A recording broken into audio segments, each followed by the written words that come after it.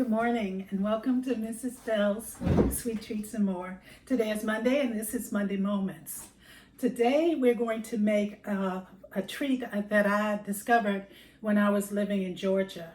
I lived in Georgia for a few years and I learned a lot of things. I learned that in the South, there is this different sense of knowingness that I didn't recognize when I was up north. Up north, I did a lot of just getting by, going through the day and blah, blah, blah. But in the South, they would have Wednesday, where we lived. There was Wednesday night Bible study, and there was no homework given to the children in our city on Wednesdays because of that. There was a sense of family. There was supper on Sunday, and the families usually got together.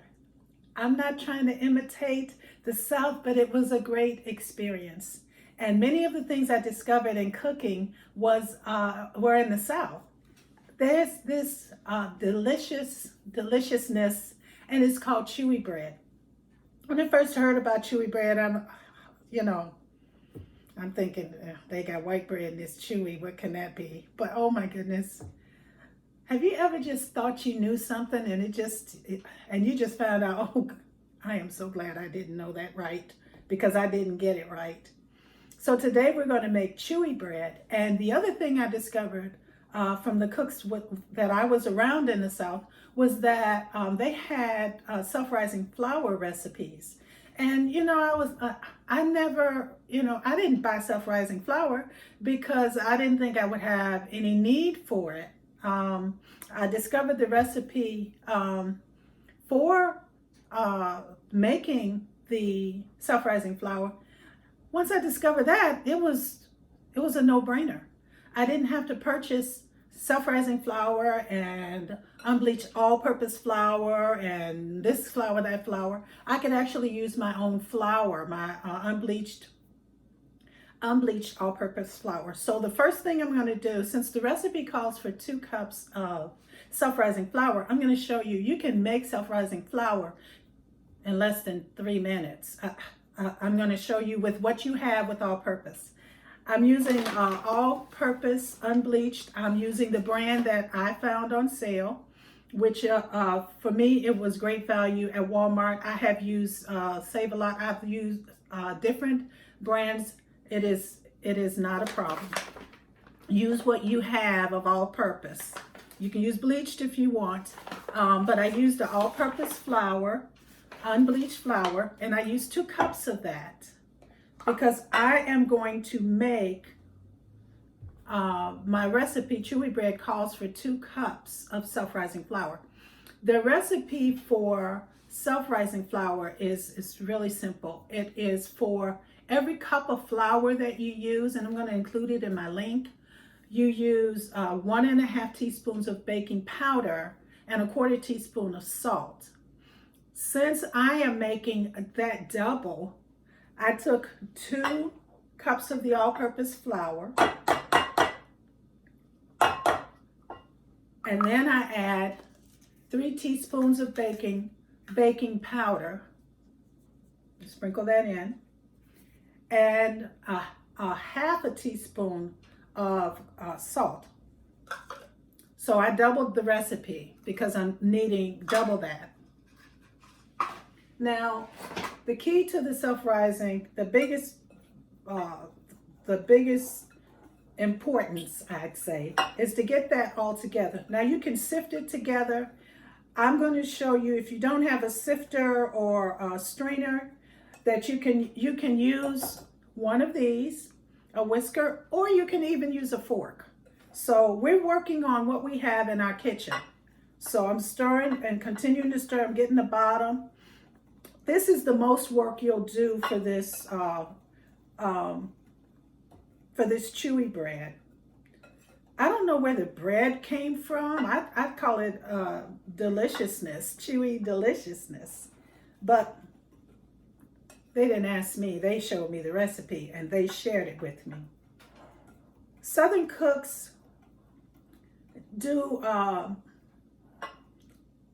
discovered, the Southern cooks I was around just cooked. My mom did too. She knew, and she was a northerner. What's up with that? But it was really interesting to be around them. When you're in the kitchen with Southern cooks, well, if you're in the kitchen with ladies, it tends to be an exciting time if you enjoy being together. It can be stressful if you don't like the people you're with and you're just trying to work through it. But it's your time. If you're with somebody you're uncomfortable with in the kitchen, why don't you find out why? Maybe it's you, maybe it's misconception, like I used to think self-rising flour, I needed to buy it. That's what I first did, was to buy it. But I didn't find a recipe needing it that much. Now, you can Google it now and find a lot of recipes, but I didn't at that time. Okay, so this should be pretty much incorporated. You want that baking powder and that salt to get all up in that, because you want everybody to be, as we said last time, sharing. Okay. I'm going to set this aside. I use 2 cups of brown sugar. Now the recipe calls for a pound of brown sugar. That's 2 cups, and it's lightly packed. So right now I'm going to put my personal self-rising flour aside, and I'm going to work on some other things. The recipe calls for a stick of melted butter and vanilla, of course, and 3 eggs. So here we go. I already melted my butter, and I melted really slow. I start with room temperature, and then I melt it really slow, but I want to make sure all of that is incorporated. We want that shared too. So I'm stirring it. It's melted, as you can see, but I want to make sure it's all together. So that pack of flour. So I put my melted butter, and we do our scraper. Scrape, scrape, scrape. Recipe doesn't take very long, and it's just a few ingredients. And you can call it whatever you want. I call it Chewy Bread because that's the recipe, but you don't have to be stuck with calling it Chewy Bread. You can name it Susie Q's Bread. So I'm going to mix that with the brown sugar. I have 2 cups of packed brown sugar, or 1 box of light brown sugar. I get the larger bags so that I can, because I cook quite a bit. Put this aside. So I have 2 cups of light brown sugar, and I'm going to put this all together. I measured this out so you can see that you pack it.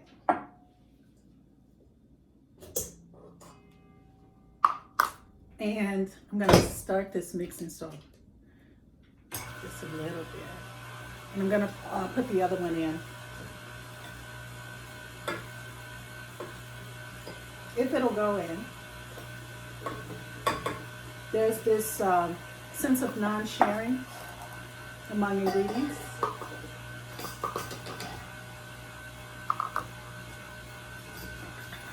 So mixing that really well. My next ingredient is going to be eggs. I use brown eggs. You can use whatever color you want. I like to rinse my eggs off, and I'm going to start cracking.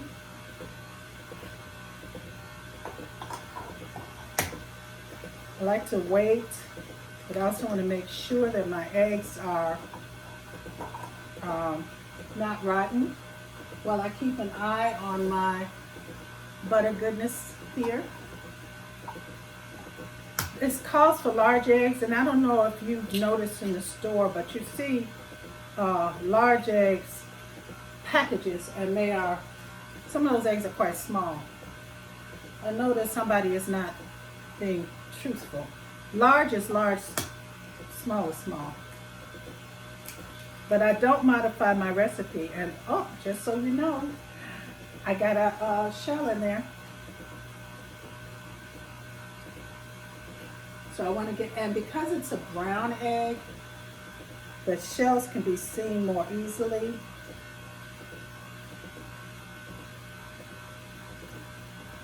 And if I'm getting the shell out, I do not want to add it back in. Yay, I got it out.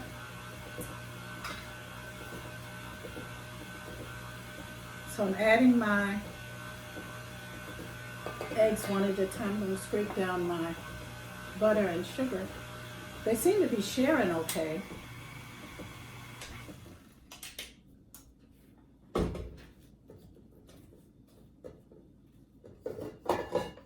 I made this once, the first time I made it, I thought that self-rising flour needed some help from me. And I ended up adding the very ingredients that were already in the self-rising flour. It was a hot mess.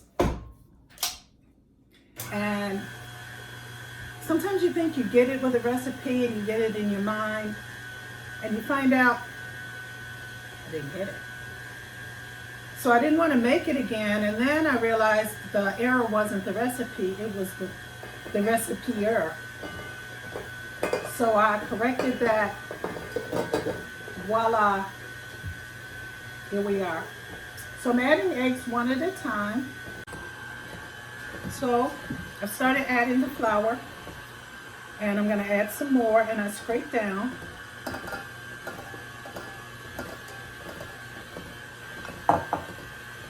And I'm adding the flour kind of slowly. Don't pay attention to that. I missed. And it's stirring pretty well.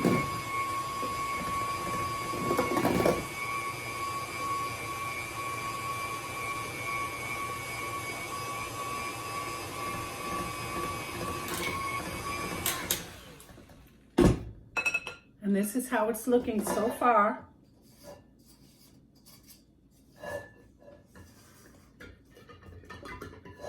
This is how it's looking so far. I'm going to add more flour.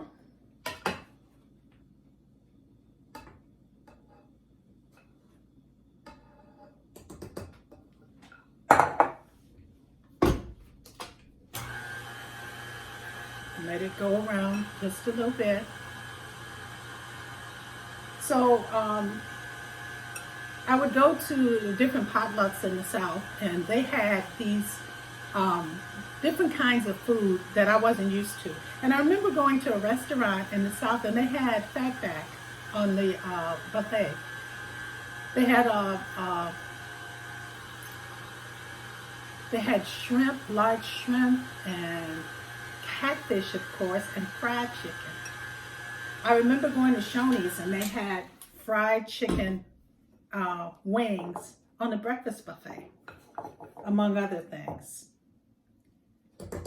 There was hot grits, biscuits and gravy, and foods that you may hear about grits now, or hot tea, but at that time there was no hot tea.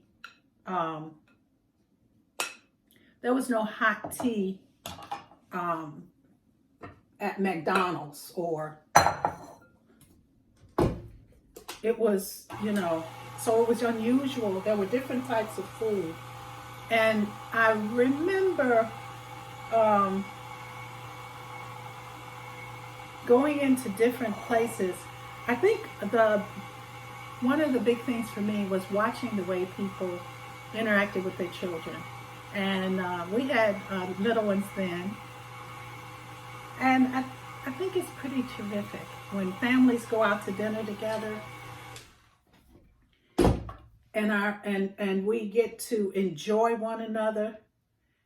And I would listen to some of the tables and some of the conversations, and they were, there were those that were a little difficult because there was something going on there I didn't know. But for the most part, I enjoyed watching the different foods and seeing what they, what I can't say what they ate, because I was a they. I became a they when I moved to the South. It was a lot of learning I had to do, a lot of growing. I was looking at things from a lens that wasn't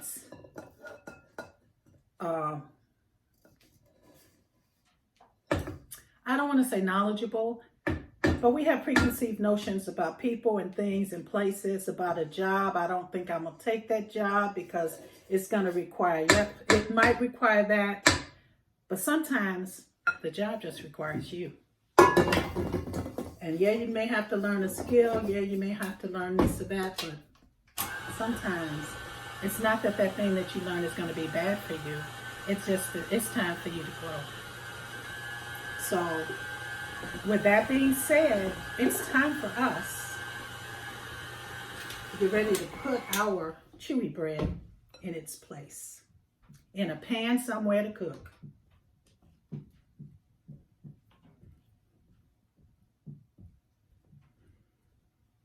I'm getting all of this. It reminds you of a chewy caramel, but not overwhelmingly caramel. The baking powder and all of that working together brings about a wonderful adventure. I have a pan ready. I'm using parchment paper because of my brown sugar and I want it all to come out in one piece. And I'm going to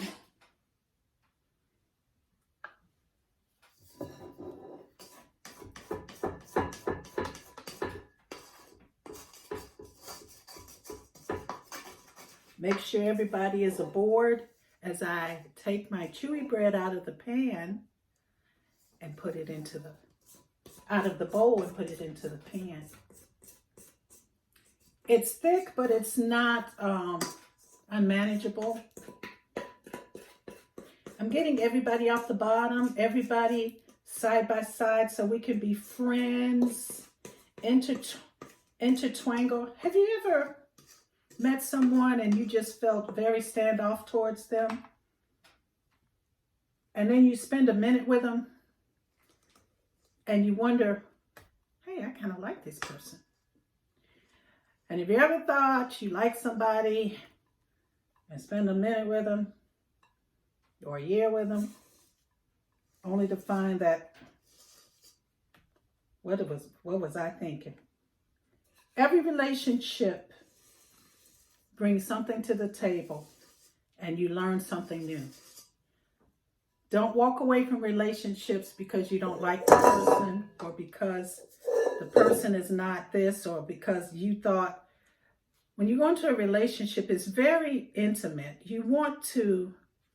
You're giving your time to someone, some idea of the someone or someone.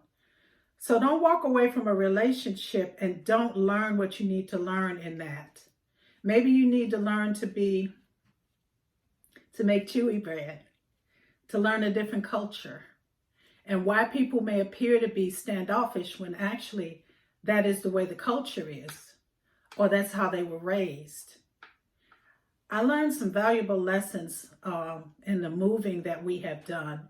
And one of the things I think is most profound is that there's dysfunction everywhere. And we all have our way of doing things.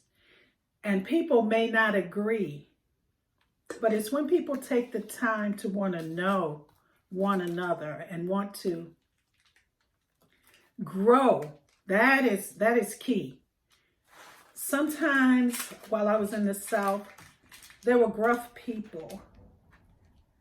I didn't understand so many things because I lived in Chicago.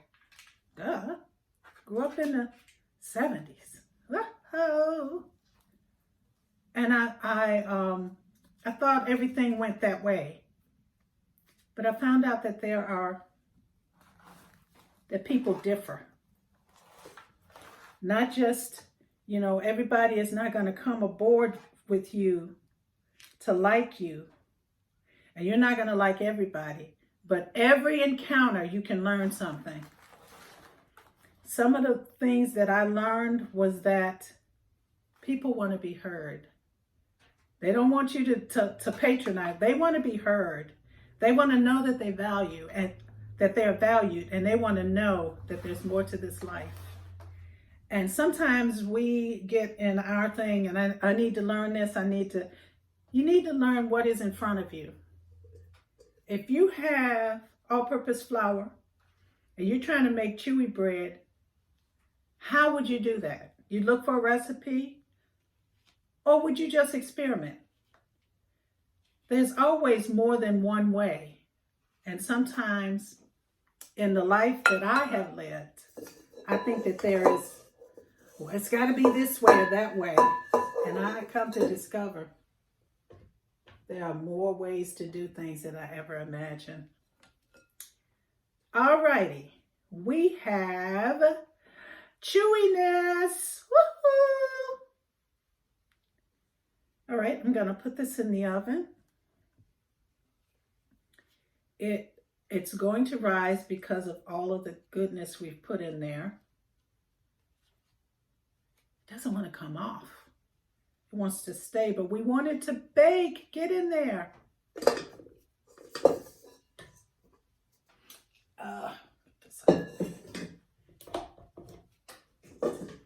So I'm going to take it. Here it is. I'm going to pop it in the oven. And I'm going to add pecans. Now, the recipe, you can add pecans if you want. My husband actually likes pecans, so I'm adding pecans. You can add pecans, you can add chocolate chips. I just get a handful. You can add whatever it is you want. What I'm gonna do here is I want to make sure everybody is aboard. So I'm gonna whip back and forth. I'm gonna keep them on the top, but I'm not gonna just leave them here. It smells so good. So you can add about half a cup to a cup, or even 2 cups of pecans. It's up to you, because this is going to be your bread. You name it, Chewy, Susie Q's or Peter Paul's Chewy treat, whatever you want to do. So I added some pecans. You can certainly add those. Add about, as much as you want. And I'm going to pop this in the oven and we will be back. Well, we have arrived. We made chewy bread today, and I began with an oven at 350 preheated. I used a 9x13 pan.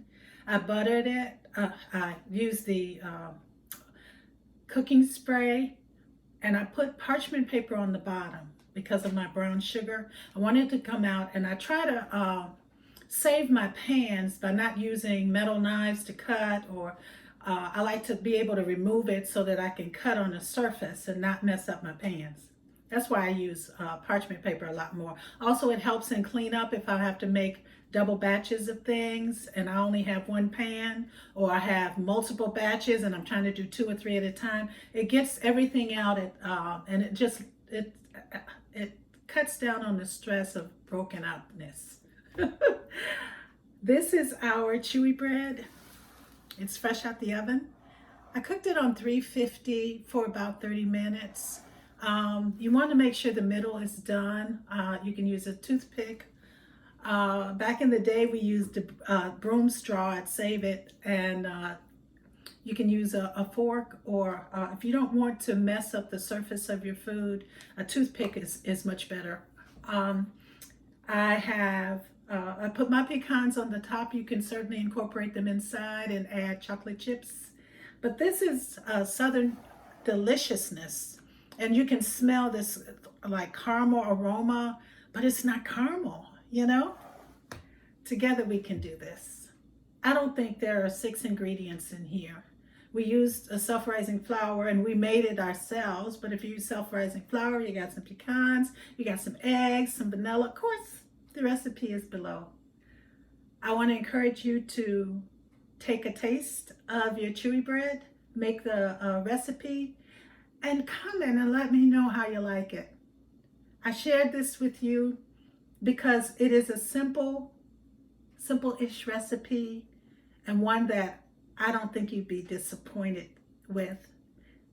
Let me know how it's going. I look forward to talking to you soon. You have a good one and enjoy your chewy bread. Bye-bye.